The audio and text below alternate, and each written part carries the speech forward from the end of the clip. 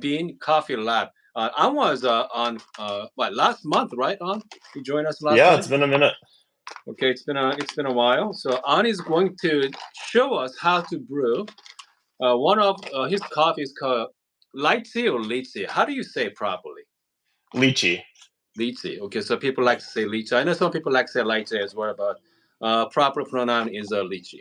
Okay, and so this coffee, a wonderful tasting note, by the way, fantastic. Obviously, lychee is one of them. It's a jelly candy. What do you mean by jelly candy? Yeah, so if you've had the, I guess the lychee candies Okay, that I don't know what the specific brand is for it, okay, but in the Asian supermarkets, that like super sweet jelly yes, candy. yes, Have you had it? Do you know what the brand is for that? no. Okay, And I'm another, sure someone in the chat will.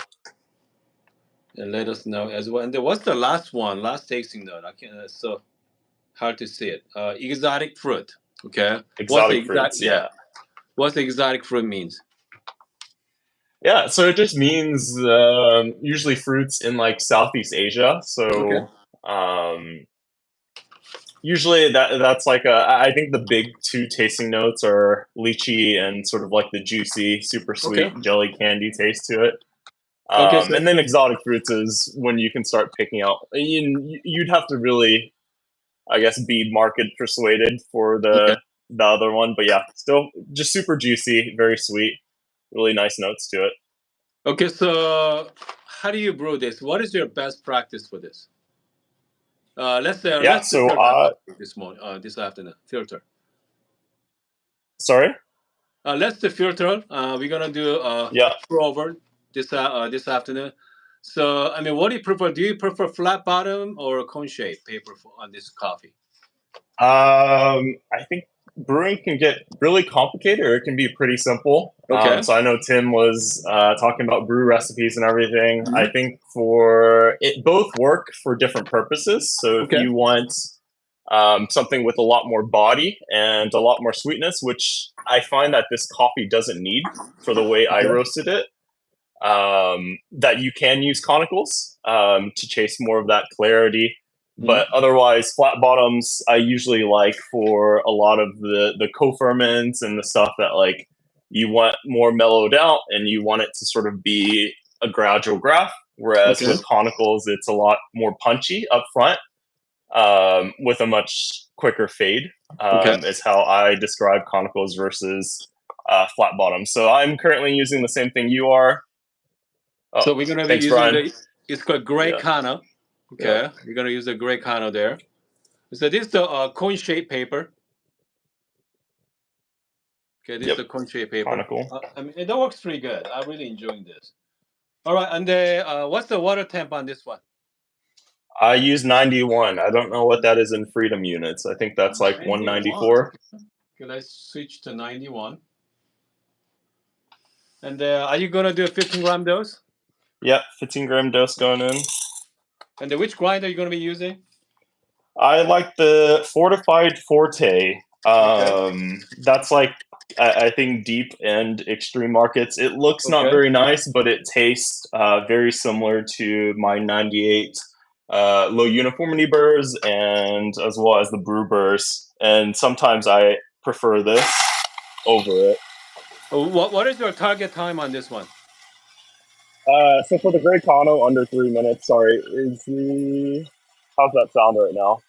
Okay, Let me sound finish is grinding real a quick. little buffering. Yeah. Buffer. Okay, Okay. so we're gonna go under 3 minutes now. So I'm gonna be going coarser on this one. Yeah. Okay. Yep. Coarse grind setting. Yep. If you're using the EK, probably like 11 and a half to 12 is what I like, especially on the Grey Kano. Yep. So I'm using the grind size number 12. Perfect.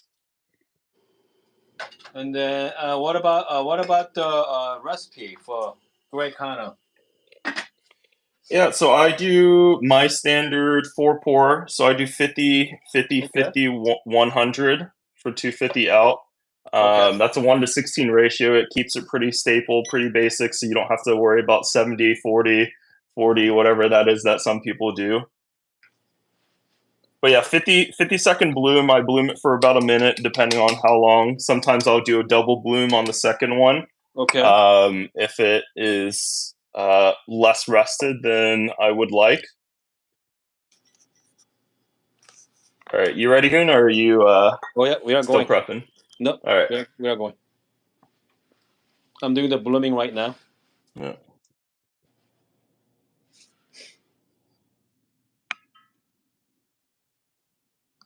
So we're gonna do about what, 50-second blooming? Yep, minute. Oh, you're gonna go minute. Okay. Yeah.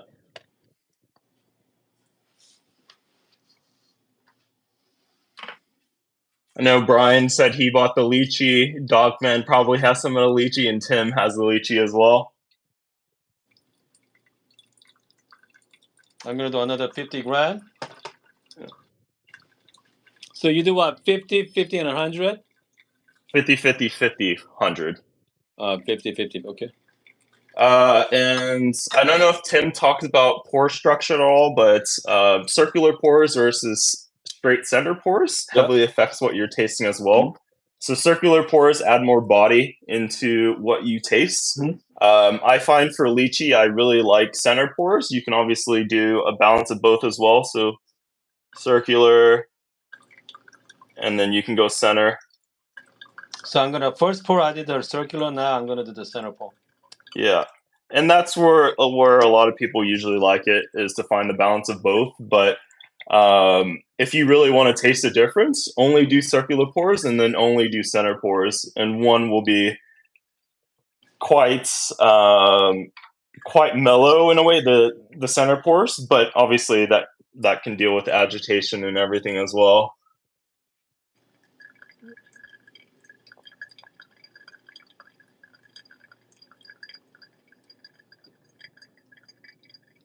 And if anyone has any chat or questions in the chat, more than happy to help answer them as well.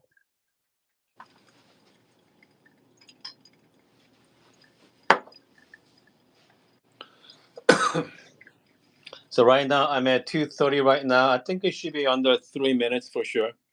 Mm-hmm.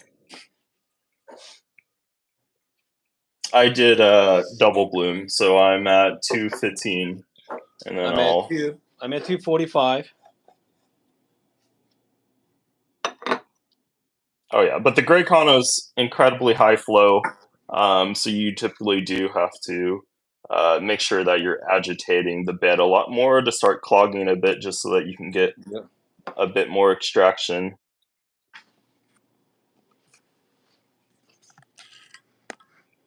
So my brew time is at about 2:45. And then what about yours so far? Are you right on schedule? Yeah, I did a 2-minute bloom, double bloom, just because mine is a bit newer than the one that you got. Okay. So for that, double blooming allows you to essentially let out a lot of the built up nitrogen, I believe. I'm not a chemist, but it's something in there that adds unpleasant taste into it. I can definitely smell it's very fruity. Yeah. If you are joining us, we are having a live brew session with An from Bean Coffee Lab in Texas. It smells really good. CO2, there it is. Thanks, Dogman. So are you? Yeah, Okay, there we so go.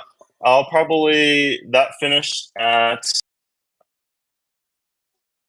242, so under 3-minute brew as well, if you don't factor in the double bloom. Yeah.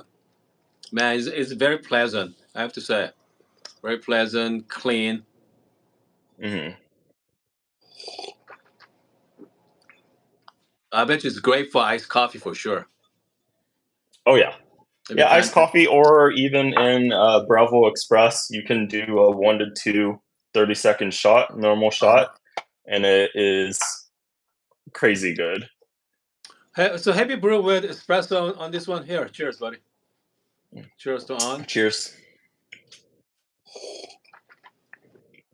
Man. Yeah, it's very, very juicy. Yeah, it is. Okay, obviously grinder make a big difference too, right? Mm-hmm. So having said that, so with this coffee, do you prefer flat burr or conical burrs on this coffee? Just for the taste profile that I'm roasting, I enjoy the flat burr profile. Okay.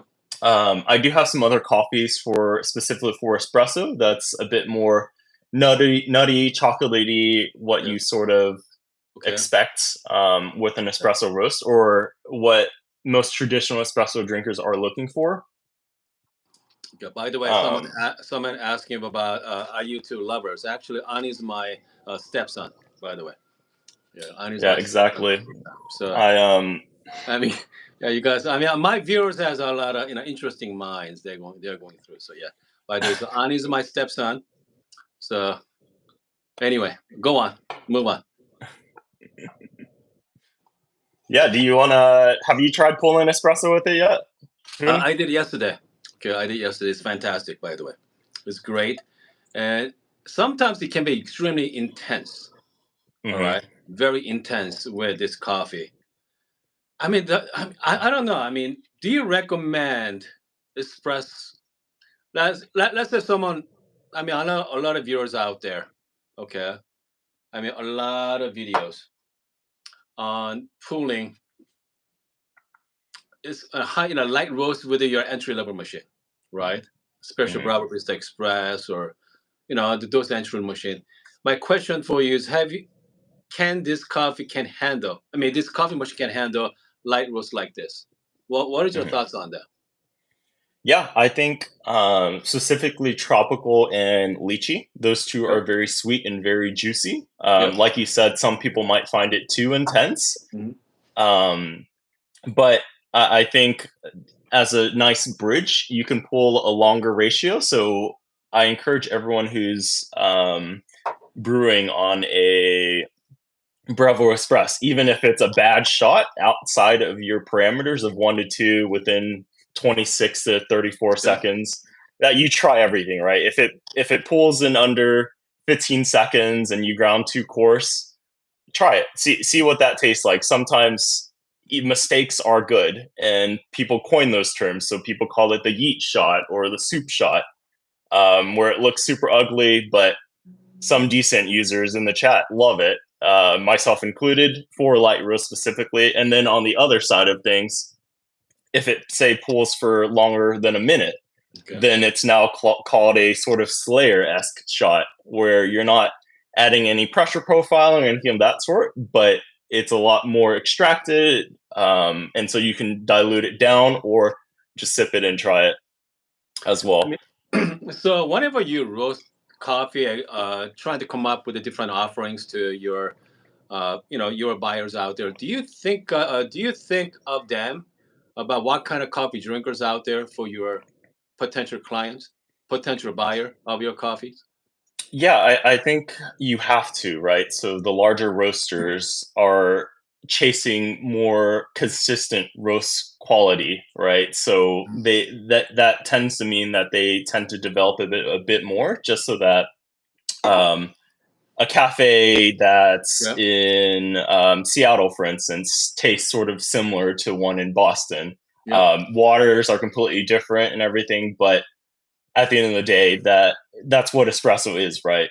And especially that traditional thick syrupy shot is going to be slightly more developed because of that. Whereas with this style of roasting, light roasting, it can be harder to extract that well because it is so brittle, and even some of this lychee stuff, it tends to push people away because recommended rest for it is 5 weeks, and so sometimes people aren't managing their bag load for 5 weeks. Whereas for me, I'm looking at 20 different bags above me right now, and I'm sure a lot of the enthusiasts are at home where they're spending $3,000 on a grinder. But I think I have tried to roast it in a way that will work well for both. And so I do dial it in for people with more like the Express or the like I guess more entry level grinders, machines, the Bambinos, the Express, all of those, and it tastes well for it. It's just even on your mistakes, that's the biggest thing is drinking it and figuring out why it tastes the way that it does. So, ooh, like this went too fast. So sometimes that can mean under extraction, or oh, that went too slow. That means that I might have over extracted it, and it still tells you a lot about how you brewed based on those parameters. How about water quality? I think that's something we don't talk about much in our community. The water quality, especially if you are getting into brand new, espresso makers out there, home baristas. They usually put the tap water in it, and the most motion has a filter inside. Okay, a little Mhm. filter inside. I would say filter out the this this particles. But again, for you as a roasting, do you roast pretty much based on basic water, or what are you looking for? I mean, what do you recommend? Potential buyers out there. Hey, if you are using your lychee, Mhm. give them some kind of information on what kind of water they should use to get best out of this coffee.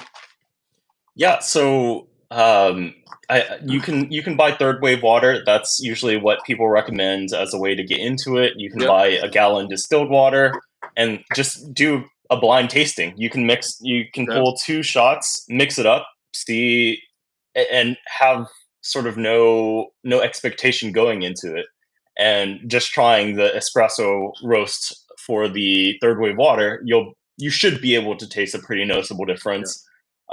Similar story to for filter roast. So you can use their filter one, and a lot of people recommend doing half packets, and that's how you get to water chemistry terms like 70/20 or Mm. 20/80. And that essentially means to break it down and to not go too deep into the water chemistry rabbit hole, because I think that is probably one of the final things you want to mess with. You want to get your water to a state of where it is good enough that you're tasting what you should be tasting and what the roaster wants you to taste with that. And the easiest way to do that is to start with zero, or to start with distilled or RO water. And obviously, there's still going to be some particles and everything that are still within it just based on your city water and where you are locally. But that at least gets you to a close enough starting point to everyone else. And then you remineralize it to taste. So breaking that down even further, there is GH in general hardness, and then KH, which is buffer. Okay, hold on. So So I mean, so let's just simplify that. So general hardness. Are mhm, you talking about magnesium like salt? yes, so you Okay. can act, and what most of us enthusiasts do at home is you can go on Amazon and you can really start to just tinker with it. But this is Yeah. just regular Epsom salt that you can get on Okay. Amazon, Yep. and then this is baking soda. And so Okay. that's the chemical breakdown. So magnesium sulfate and Yep. then sodium bicarbonate Yep. are the So, two. so that's the general hardness that you're talking about. But someone Yes. say general hardness means salt and, let's say, layman's term, salt and baking soda. Okay. Mhm. And then Yes. the other one is what? What again?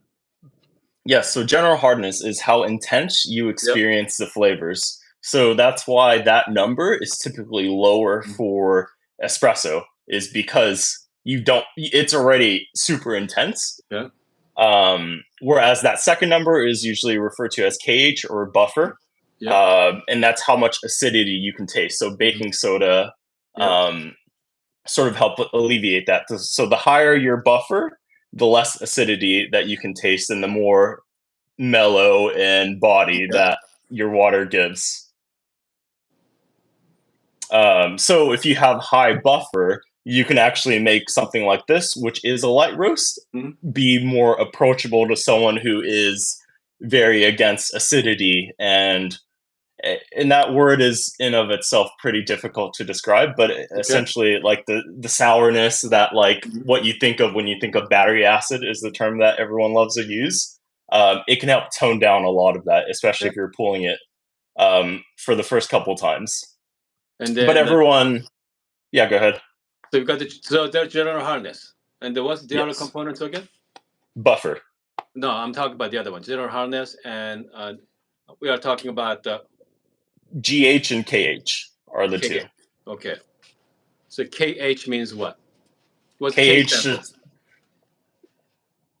no idea. I'm sure someone else can. A Okay, so chemist. I bet you someone knows what KH stand for. We know the GH, which means general hardness. Okay. KH means bring out more like calcium. All right. So that's what Anne is talking about. The calcium. You do not put calcium on your boiler, by the way. Okay. That's the hardness. So it's going to have a water. You're going to have a hard water. You're going to have a calcium buildup. So most espresso water recipes, they usually play with the general hardness, not the KH. Here we go. Dogma carbonated hardness there. Carbonated hardness. Carbonate. Yep. So again, So the go ahead. breakdown even further than that is there is GH. You can actually buy Lotus water drops. They're pretty. I wouldn't call them expensive for what they do, but for a lot of people, it can definitely acceptably be less approachable. But this is calcium, and then this is potassium as the Yep. two drops. And you can communicate as a roaster that way as well and say, hey, I'm doing 2 drops of calcium, 2 drops of potassium, which is that makes up 70 to 80 GH, and then sodium and magnesium for the other side of things. So by the way, if you don't want to spend money on water like that, you can always make your own water. Okay. Yeah. And then because if you spend I don't know $30 on those water, you can buy $30 worth of, let's say, salt, Epsom salt, or potassium bicarbonate. You're gonna have for a lifetime. So you can make your own water. Yeah. This will probably last me at least 5 years, and it was $7 on Amazon, right? Yep. And then actually, if you're curious, more curious about the water recipe, I think I have a video on that as well on my channel too. Make sure to check it out. If not, there's tons and tons water recipes. Especially Barista Hustle has their own recipes as well. That's great resource for that too. So again, so now we have water chemistry. Now we have to worry about grinder as well. Sometimes we think about what kind of shape of your brewer too, cone shape versus flat. It can be overwhelming. Okay, it can be overwhelming. So having said that, if someone getting into coffee as a pour-over, what do you recommend? Okay, just recommend. What do you recommend for these people? Yeah, so I think if you can afford it aesthetically and for price versus ratio, or price versus value, the Ode Generation 2 can't be beat for workflow, for how it looks on a countertop. Oh my gosh, Dogman. What? Yeah, we can talk about the new coffees coming in soon, but to just wrap up and finish up on this thought. Sorry, where were we, Hoon? Hold on a second here. We are talking about your water. Before Sam and Spring has questions. Sam asking about which video, any videos. I have a video on my channel as well. If not, actually go to Barista Hustle website. They give you step-by-step how to make water too. So there's a lot of resources out there. And also, if not, get the third wave water, the water pack. Use a half pack. Instead of a full pack, get a half pack. Yeah. It should last for a long time too. Yeah, you'll throw it in a gallon, and per gallon it's like 40 cents. So it's not if you're bad. using third wave water. So that's not bad. And then obviously once you figure out what you like, making your own is the best way to do it. I think these water drop companies are fantastic for figuring out, hey, do I like more buffer? Do I like more hardness? Do I like less of that? You can play around with ratios and everything. But yeah, it's the deepest rabbit hole you can get down. I think you were trying to breach the topic of if someone is new to pour overs, what they should get.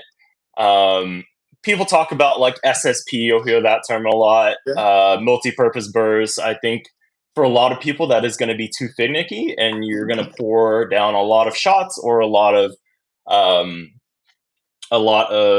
pour overs because it can be too finicky for you. The old Gen 2 stock burrs are fantastic for what they do. Before you start to dig deeper into that gear rabbit hole, Mhm. the kettles, you can obviously get the really nice fellow kettles, but also an Amazon one that with a gooseneck just to allow Yeah. you to learn how to properly pour. That's going to affect your taste a lot more than a lot of this other stuff up Hold until. on. So let's get serious about this. Is the pour technique actually matters? You're saying is a circle pour versus center pour. How much difference are we talking about? I can make a dark roast taste like a light roast, and vice versa. I can make a light roast taste dark or darker, based on pour and water together. So we are talking about just a simple technique, circle versus a center pour, makes that much Yes. difference in coffee. Okay. Actually, we're gonna find out next week. Okay, we're gonna do the side by side taste. The exact same brewer, circle four versus a single. The one. Okay, one spot. So it should be very interesting because a lot of people have. It can be intimidating for most people out there making PourOver because different Hmm. recipes, the different techniques out there. We talk about blooming time. What's the right time for this? It can be very, very hard. But I mean, I guess our job is make them so easy that right, so they don't not overwhelming. Okay, so Yeah, so and far that's go why ahead. I think recipes have been so popular. And I know on Tim's talk, you guys sort of brushed on this, but Mhm. a lot of competitors like Hatsu Tatsuya or James Hoffman or a lot of these competitors will put out the recipe, but a lot of people can't replicate it because of the roaster and the bean itself is competition grade coffee, right? So it's not just $5 to $12 a pound anymore. It's now breaching in the range of $70 to $100 per pound, Yeah. and it's roasted a certain way to highlight very clear characteristics. So you'll hear a lot of like orange blossom, floral, plum, all of those sort of notes is because in a competition setting, you want to make those notes very clear. And it's only done in a certain way. So the pour style is to accentuate and to highlight those characteristics. Spring, you're asking, following Lance Hendricks 1-2-1 with 2-minute bloom, how would you recommend changing bloom time for wash versus anaerobic? I think bloom time is, I like to do a double bloom. So minute long, 30, or essentially you put out 3 times your input weight. So if it's 15 grams, you do 45 grams of your first bloom for a minute, and then 45 grams of, or 50 grams of the second bloom as well. And that's for a fresher coffee. So if you're doing a light roast, sometimes people recommend 4 to 5 weeks. Sometimes people recommend 5+ weeks. Blooming allows you to sort of cheat with that CO2 and that rest time. Obviously, it still won't be as good as if you properly rest it, but obviously, if you're out of coffee or out of rested coffee, blooming is an easy way to start tasting it beforehand. So so Um, lately, so lately, our coffee community, especially PourOver, we talk about the turbo resting. Okay, can you tell us about the turbo resting? what do you mean by that, Hoon? Turbo Turbo. resting. That's the what Tim, one of our good friend Tim, come up with a methodology. Turbo resting. You don't know what that is? No, can you describe it, Okay. or one So of the guys in the chat? Yeah. So what Tim is doing right now is you're gonna ground it, fresh Oh, roast coffee. You're gonna wait about maybe like 45 minutes to an hour. Okay, rest, get all the degas happening, and then they make a brew. Does that make sense to you, or is that just yeah, another you way can. to? You can another way definitely to do cook. that. Okay. It's a different parameter, right? And when you Okay. start adding in too many at a time, it makes it difficult to see what is working, right? I think everything added together helps. So I too do that. So Yeah. whenever I'm sampling and cupping coffees, um, and going through the sample round, obviously you want to be able to drink it as soon as it happens so that Yeah. you can evaluate rather than roasting it and then waiting 3 to 5 weeks before you can actually see, okay, this is what it can taste like in Mhm. production.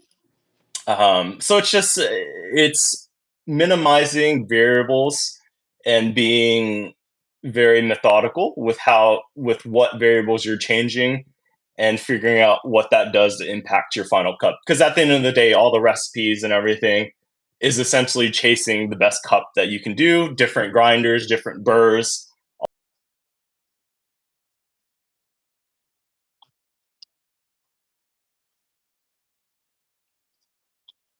Now 9 out of 10 coffee happens every single time. Um, and that's just making sure that you're um, being pretty methodical with how you do every single parameter. So even like pour height and how much agitation you're doing there, how fast you're pouring water, that's obviously agitating the conical bed, right? So if you pour it from up here, it's going to pierce it, and just based on gravity, it's going to kick up the beds more. Whereas if you start lower on your bed, it obviously you're not agitating as much and the water is just going and sitting there. So and that obviously will change extraction, will change fines. You can start clogging your conical filter because you're kicking up more fines and everything. So it's just figuring out what way works best. And it's also very difficult because you and I, right, even though we sort of brewed it in a similar way, Yep. will taste vastly different things. And so that's why as a roaster it's hard to put notes on there because sometimes it's unrelatable to people, right? So lychee, like you and I might have had lychee, but someone else who's never sort of traveled outside of the US or traveled to an Asian grocery store, or you like have ever experienced that, would know, okay, this is what lychee should taste like, which is why there's more approachable notes on there to sort of push them in that right direction of being able to start to at least taste jelly candies, right? Like Sure. you probably have a concept of what that means, or at least exotic fruits that can mean like a relatable pineapple experience or a relatable pomegranate or something of that sort. So it's just being able to tie those to certain memories that you have. Sounds good. And also, we have one of my viewer asking for any tips for studying coughing. Coughing. I have a freezer for a vacuum seal coffee. I never cup before. What's the easiest way to cup for my viewers out there? Yeah, so you can get on Amazon. There are like $3 or $4 cupping bowls. Okay. I can post a link afterwards. 15 grams of ground coffee into that, and you just pour it up to the top, 15. and you Okay. wait 4 minutes. Yep, Can wait you four use minutes. can we use just regular cup?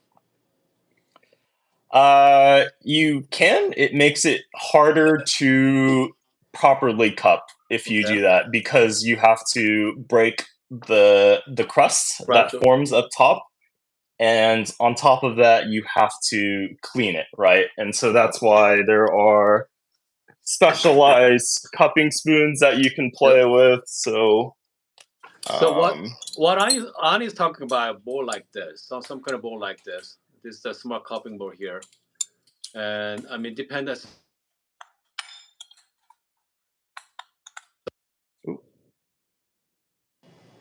Okay, hold on, I'm back.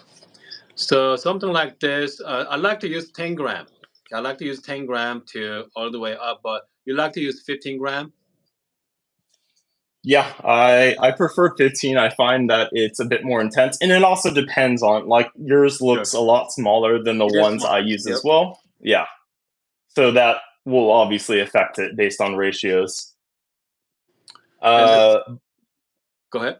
Bugman, you're asking if the flare espresso can be used with one hand.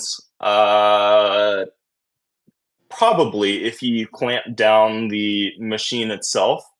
and you can just pull that with one hand. It is a lever. I don't know. Depend on which flare, right? Flare 58, possibly. Yeah, the 58 you can. And the other ones, I don't know about challenging. Yeah. Yeah. I mean, again, if you but it's just that base to, because I hold it down with left hand and then right hand you can pull it down. I think if you have like a table clamp or something, you should be okay. Okay, so one more thing. So what's the best way to pick out the coffee? I mean, I know a lot of people out there start getting into coffee, looking for something different. So if you're looking at the coffee roasters, what they should look for? Yeah, so I think first off, and the most impactful is picking up on I think there are 4 things that people should care about looking at a bag, right? So roast level is obviously the big one. I think that's just familiarity with the roaster. That is highly subjective because a Starbucks blonde roast is probably darker than double the darkness of however I'd take my normal coffee. And then even some roasters, their light roast is probably still darker than my darkest roast. And so that is a sliding scale that changes per roaster. So first thing first is to get comfortable and know what roaster is. And then from there, I think the most impactful one is origin and processing and varietal are the 3. So Colombia has a lot of processing now because they have found a way to capture more equity and money for their farmers. Because they had fantastic Castillos, which is a varietal. They had fantastic Catoras. And now I think Catoras have made a comeback of people finally recognizing that Catoras are very good and nice and clean. Hold on 1 second. And the people, you know what? I mean, people get lost. You just said it, right? You start talking about the different language just now. Okay, so let's talk about. Let's say you're gonna explain to people usually buy Starbucks coffee. Okay. So you are going to recommend, try the Colombia. And then try Colombia, try in Ethiopia. Okay, try Ethiopia will have, depends on if it's washed or natural. Natural typically has, and that is now going into processing, right? So you have 3 main ways of processing. We can keep it pretty basic. So natural means that the cherry is actually, I thought I had okay, here it is. So we have 3. Does that show up well on the camera? Why don't you, bring it closer. There we go. Yep. That's good. Yeah, so this is natural processing where the cherry seed is still fully intact and it's left outside to let nature do its magic, is what you can call it. So that can tend to be a lot more funky. But what that comes with is a lot more vibrant notes. It can be more vibrant, but a lot less clean. There are clean naturals that you'll hear that term a lot. But then you can get into washed, and that's where you can pull out more of those hyper floral / more delicate notes. Obviously, there's different types of varietals that are the exception, but you can think of it as naturals are a lot more funky, a lot more wild. And then there's natural or washed. And then this last one here is a hybrid of both of them, which is honey. Which just essentially means that there is still some of that mucilage still on the cherry itself. So that does a little hybrid of both. Okay, so maybe try the wash first, maybe natural. Okay, maybe try all 3. Okay. Yeah. But I think that's a great starting point. And then after that, I mean, here's the truth. Not every roasters are equal. Okay. If you're picking out the roaster, I mean, what they should look for. So roast level is gonna be the largest flavor impact. Okay. So if you see in Ethiopia, but it's in a grocery store, for instance, you will probably not likely taste any of those floral, Okay. fruity, berry notes because it's roasted in a way that is more consistent. And so that tends to mean that it is taken a lot darker or more Yeah. developed for consistency. Um, and then the probably the second thing and probably the easier thing is to do the notes, but notes are also very deceptive Okay. because notes themselves are obviously a reliance based on the Sure. roaster's experience and what they're tasting, what their water is, how they're brewing it, versus what you can do. So I think the largest things are probably origin and processing, and then Okay. from there you can dig deeper into varietal, which is very impactful as well. So I'm sure everyone's aware of Robusta as a varietal that is in a lot of instant coffee, a lot of cheaper coffees.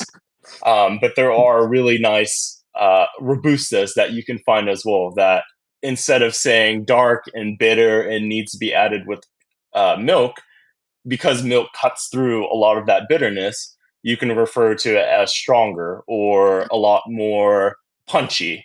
And people sometimes, if you find good quality fine Robusta, it can be a really, really good varietal as well. Okay. And then what about let's say people are really getting into it, right? And they start looking for what kind of roaster your roasters are using. Is that matters if two roasters with exact same coffee, but one person using let's say strong and the other person using some old coffee roaster from 50s. Mhm. It's gonna be matters, or it's gonna be obviously it's gonna be different. I mean, that's something people should maybe consider about that, or what do you think about that? What kind of roaster they're using as well? Yeah, so that is really hard to find. Like, not many people are advertising that they're on a stronghold or Yeah. alluring as the new wave roaster. You tend to, based on a lot of my friends and my circle's preferences, those are typically the type of roast that we are shooting for. But you can still get really nice roast on a Loring or a Gießen or a traditional drum roaster as well. It's just a lot harder to draw and to. So, effectively, a lot of roasters that are in my circle and the ones that I tend to steer to are roasting lighter because that is accentuating and allowing the characteristics in the coffee themselves. So the less you impact it with your roasting, right? The more those flavors are still left in the coffee itself.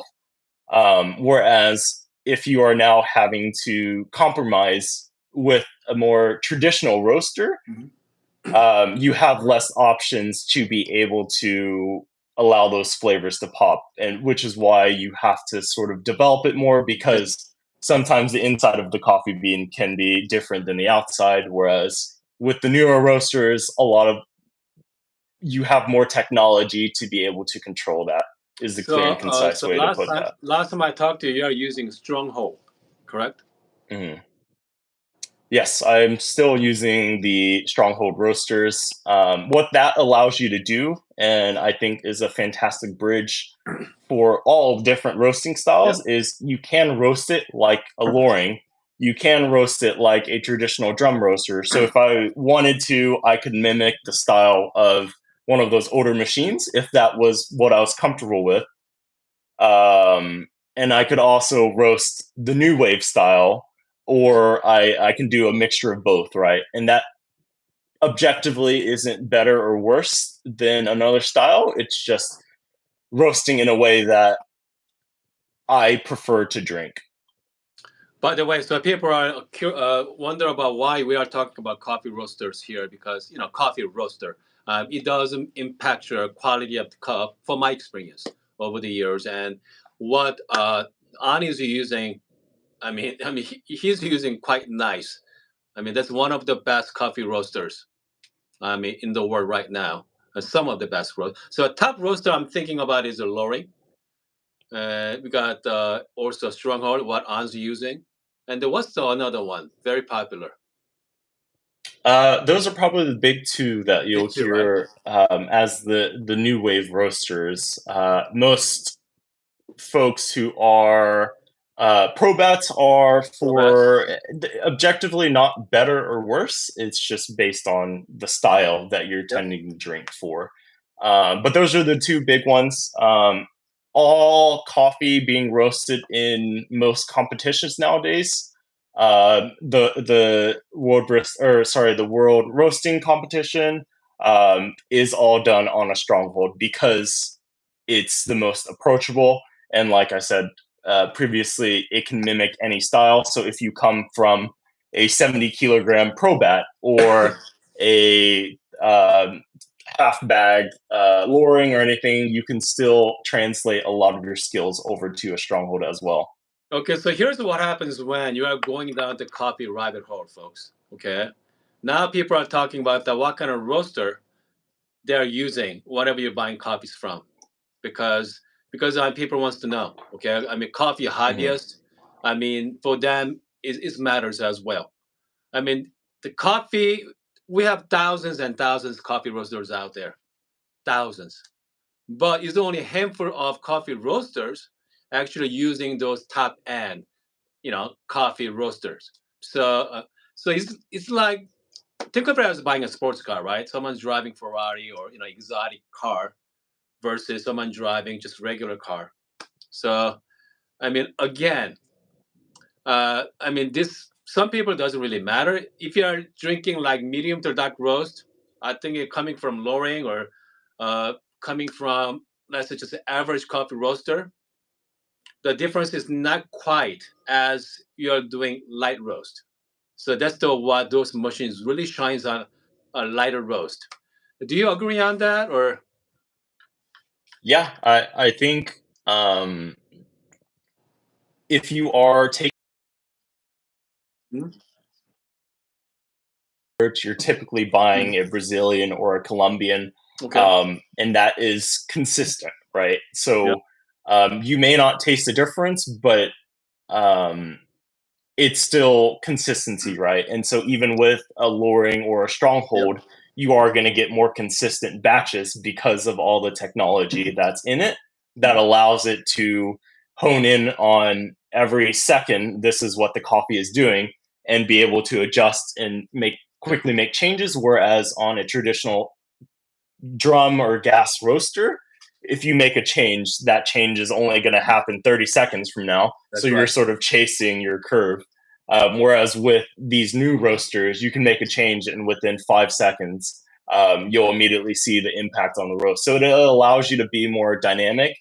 And with a lot, roasting is complicated in of itself. There's the brewing side, there's the espresso side, but then on the roasting side, um, there are environmental factors that can sort of affect how it tastes. So if it's a cloudy, stormy, dark day, that's going to change. If there's a lot more moisture content in the air, that's going to change how a roaster should be looking at it. And obviously, you have all of the green coffee in of itself as well You know what? that you can taste. It is fasting. Hold on one second. Yeah, I'm going to shout out to Mr. Rainbow for the super chat. And also, our friend Nasser is asking, best grinder under $300 for espresso. Yeah, Best grinder so I under think 300. so I think that depends on what you're looking to taste, right? If you are hesitant to try more fruity coffees and you want something that is just a really nice step up from a coffee shop, a conical burr grinder is probably going to be the way to go. So something like the niche, three Hold hundred on. dollars. I'm not sure who, and that's you. 300 on Yeah, $300. that's probably the special Lita, right? Or the new I mean, Oro. only grinder I can think of is a DF54. Okay, Okay. DF54. That's it. Okay, I think I got sitting right over there. It's about $230 grinder. It's about, yeah, it's about 230. So I think that is your best bet. I mean, if you want to get a good, decent espresso grinder, if you want something better, like niche, you're looking at about $600, $600 Hmm. niche. And then again, I mean, it's all depend on it's all about the budget. If you want to do just basic medium to dark roast coffee, DF54, it's going to serve you well. All right. Yeah. Once you And get then into the this, DF64 is also below $300, and that's if you're chasing a more fruity cup or more flavor separation, I guess is the best way to put it. And you've done obviously a whole ton of videos on that, so encourage you to look through that more. So what is your setup at home right now for you? Yeah, so I have this Vario Forte, which I have preferred as it's like a $600 to $800 grinder. Okay. It's not very pretty or approachable. Let's see if you guys can see that. Yeah, I see it. But it makes one of the best, I guess, for my preference, the most clear cup. So if I put a bad coffee through that, it's going to tell me, hey, this roast was terrible. But if you put good coffee through it, it really highlights and separates those notes. So if you, I guess the better way of putting it is if I put a dark coffee into that, the only thing I'm going to taste is very clearly cigarette butts, cigarettes, and like ashtray and that sort of stuff. So it tells you, hey, this is inherently what's in the coffee bean. Whereas a conical is a lot more blendy. So that sort of imparts its own signature taste to it. So with a darker coffee, you can still get chocolatey, really nice notes. Whereas if I try to pull a shot with this, it would be very clear that it is like the roast itself. So sometimes that's a benefit and a detriment too. But for my espresso grinder, I have a Lagome P100, so the $2,800 to $3,000 grinder.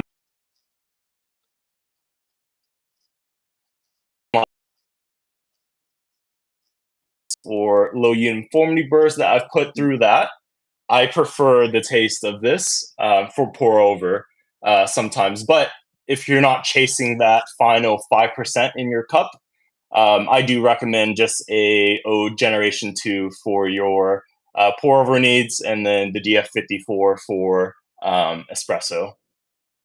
I got you. Hold on a second. Yeah, we have someone's asking barista job, looking for barista job. Someone to help them out.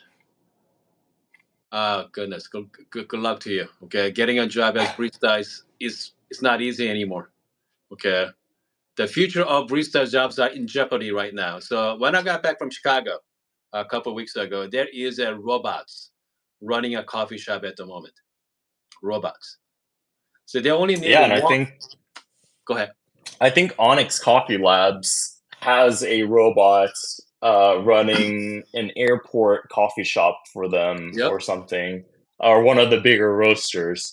And so I don't think I think there are other experiences that you can translate as a barista, like the QA side of things, the dial-in side, that your job will still be safe. It just will likely look a lot differently, right? Similar to the AI with the writing and that sort of stuff. It just, now you have to translate that to your existing skill set to something different.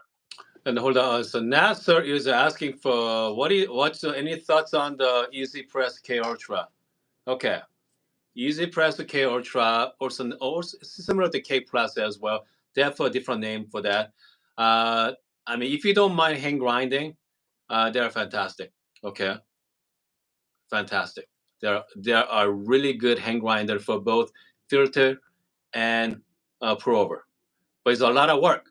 But yes, I mean, if you don't mind working, I think I go with K Ultra over DF54 for your coffee needs.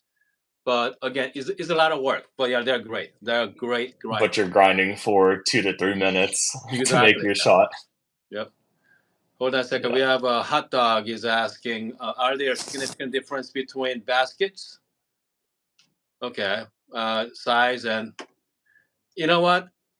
I mean, basket's been out of control for the last couple of years. I don't know about you, but yeah, it's been out of control. They got so many different baskets, so many different style. Just pick one, okay? Just pick one. If you like IMS, just go with the IMS baskets. 18 to 20 gram baskets, you should be fine. And if you want to play with high ear baskets, okay, just get one of those. Just play with that. But yeah, there's no too much options. Yeah. What's your thoughts on that? All the gear, right? So the Grey Kanos that we brewed with, the origami, I'm looking at an array right now. There's two primary differences, right? And I think gear as a whole obviously has some impact to it. But at the end of the day, it matters what you put into sort Yep. of your grinder, right? So if a coffee is just inherently bad, it's always going to be bad, no matter how much money you sort of throw at it. To answer your question about the baskets, I have been gifted a really nice Swerks Design, like 11-gram high flow basket that I play with. But that's just as a roaster, I want to try a lot of different coffees, and that's one way to work You through say the 11-gram baskets 9 to 11 grams from S-Work? from S-Works. I mean, is that even? I mean, can you even taste that? You can get you cannot get the full experience with an 11-gram basket, though. Can you? Yeah, so it's meant for faster style shots. So usually 1 to 3 to 1 to 4 within 10 to 15 seconds. Yep. And that sounds crazy probably to a lot of your audience, but the coarser it is, you can actually get more extraction or better tasting extraction through those faster style shots because there's a lot less puck resistance. So a lot of that is flowing through into your end cup as well. But whenever I'm dialing in, I just use an IMS 18-gram basket. Yep. And I think a lot of these other baskets present it differently, right? So similar to how an O Generation 2 versus a 98 millimeter brew, which is $500 to $600. So it costs the equivalent of 1 to 2 O Gen 2s just for the cutting apparatus, essentially. Objectively, it's not better or worse. It just presents the coffee differently is the best way to put it. And so go ahead. Louis is asking me about Big Bang baskets. The Big Bang baskets, I think they're very espresso friendly, especially medium to dark roast. I've been playing with that as well. They're great. So, I mean, okay, you have a lot more options now. You got a lot more options. Look like Larry just bought the Barista Pro. Good. Make it tomorrow morning, okay? You're gonna love the Barista Pro as well. Speaking of coffee, Dogman mentioned about you're coming up the new coffee soon. Tell us about that. Yeah, so Okay. more approachable. So with the 3 current ones, lychee gives you that super juicy, really nice candy-like feel. Tropical really tastes of banana and papaya. So if you haven't tried that, it's a completely different experience. And then roast tea for the third one, which is very floral, very delicate. And I think the amazing thing is that really showcases processing, right? So this is from sort of the same area, the same lot, the same varietal, from the same producer and the same farmers, and just processed with different methods that have created 3 uniquely different taste profiles. And I think that was sort of a struggle that I had as a new person going into coffee 5 years ago, was all of these taste notes, and I'd get frustrated that I couldn't taste what the roaster was tasting. So if someone said blueberries, which is, I feel like, a lot of people's introduction to it, sometimes I couldn't taste that blueberry, but it was because it was created in a certain way that I might have been brewing it wrong, or roasters sometimes stretch those tasting notes as well to market persuade potential buyers. But this, I think with the Diego line, it's something that you can drink every day, but like you've even said, right, sometimes it's a bit too juicy or too punchy, so you have to modify it. So you can throw it in an iced coffee, or turn it into an Americano, or make a really nice latte with it. And you can, because of these coffees, taste it over milk, even though that it's a lot of it, or a lot of the drink itself. Every day, I tend to drink a lot cleaner coffee. So like the pink Bourbons, the really nice Okay. washed Katoras, geishas, that sort of crowd. And so moving forward, and at least for the next 3 to 4, still have the Diego line, but I want people to be able to experience what sort of really takes the high end, deep end people, the people who spend $5,000 to $10,000 on coffee gear. I want them to be able to experience that as well. And Savage, Okay. who did a clean sweep for the World Barista Championships. So every competitor for one who placed first, second, and third used Jameson Savage's coffee. So you are tasting competition grade coffee, but with that comes cost. So it is 10 times. I bought the raw products for 10 times the cost of what Okay. Diego is. And so obviously that has to sort of translate to the bag pricing, but I will be releasing it in 100 gram, which as a consumer, that doesn't feel great. That bags are getting smaller from 300 to 100 grams, and Diego will still be 300 grams. But this newer stuff, because I want it to be a lot more affordable and a lot more approachable, and because it is competition grade coffee, it is a terroir focused coffee.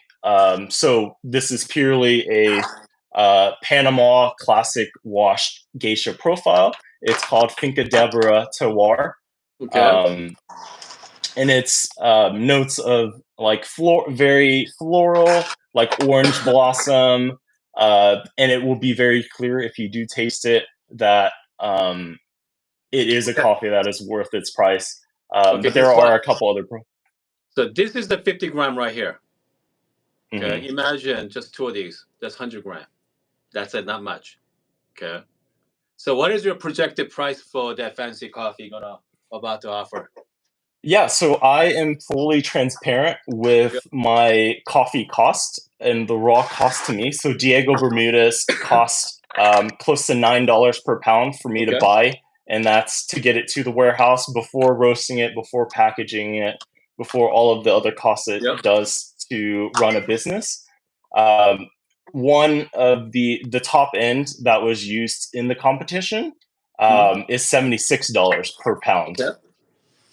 So with that, for a 100 gram bag, it will be $34. But I still think it hopefully is within the price range. I know for my customers and for my crowd that tend to drink these really nicer coffees, that's still within sort of the budget Okay. price point for something like that, and to use it as like a treat. But yeah, like this is something that is perfect, right? Like it hypothetically is the perfect coffee if you want something that um, replicates what people in the competitions are tasting. So of those really nice sounding notes.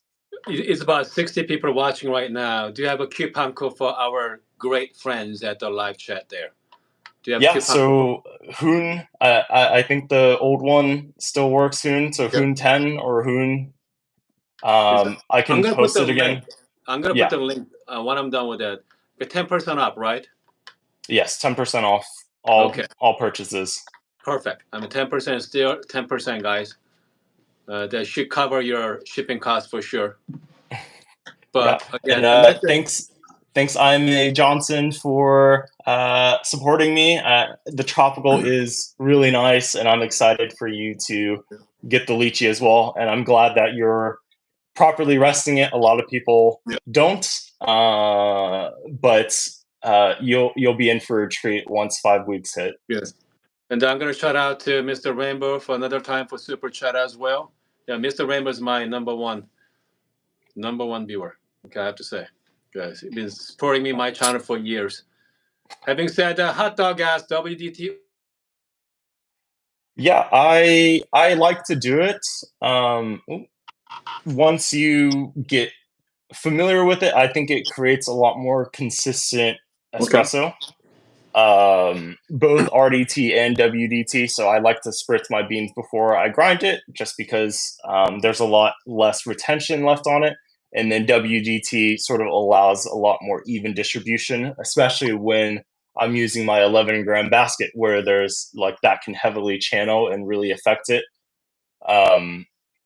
Yeah, so yes to both. I do taste a difference. I think if it adds too much resistance to making coffee in the morning, um, it's just a trade off, right? Like if you're getting less consistent cups, and that's what I'm always chasing is, hey, if I make a cup today, will it taste exactly the same tomorrow and the next day? And I'm trying to minimize variables that um, change that For sure. and from that final outcome, because I'm roasting so many different coffees and trying so and evaluating as a roaster what that looks like. I want to make sure that everything is consistent. So I spend a lot of time learning pour over techniques, learning sort of how to keep the parameters the same. But that's all because I'm lucky enough to be able to speak with a lot of the world barista champions, the world brewers champions, so I can sort of pick their brain,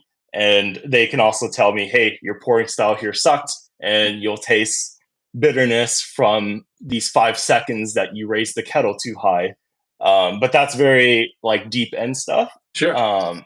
But you can also do that with your local community, right? If you can find fellow coffee enthusiasts who really enjoy coffee as well, they can tell you, and you guys can sort of just learn together, right? So one guy can brew, and then another guy can brew, and you can see the different styles. And as long as you're being methodical with analyzing how differences can taste, and just repetition, right? The more that you do it, the better that you get with it. And so because coffee is something that I've enjoyed for a while, obviously I just have a lot more experience as well. So, having said that, hey, thank you so much for joining us this afternoon. Maybe we've Yeah, been talking for absolutely. over an hour now. So again, it's been great Yeah, talking to hopefully you. I shared some good information. I'd definitely will hopefully be back in the future. Yep. I mean, this is fantastic. Okay, this is fantastic there. So, again, I'd like to have you join us next time as well, and then let's brew your latest coffee from Savage too. It should be a lot of fun with it. Yeah, absolutely. Okay, sounds good. All right, buddy. All right. Thank you so much for Thanks having soon. me. All All right, right. talk to you Bye. later. All right. Thanks everyone. So that's the An from Bean Coffee Lab. I'm gonna put his 10% coupon code when I'm done with it as well. And make sure don't forget to join our Discord. We're gonna have some fun. We have quite a few people on live chat right now on our Discord. Just come in, hang out with us. We go live pretty much daily, so we can actually do the video chat. So that's a lot of fun for most people. Anyway, I hope you guys are having a great Saturday afternoon, and see you guys next time.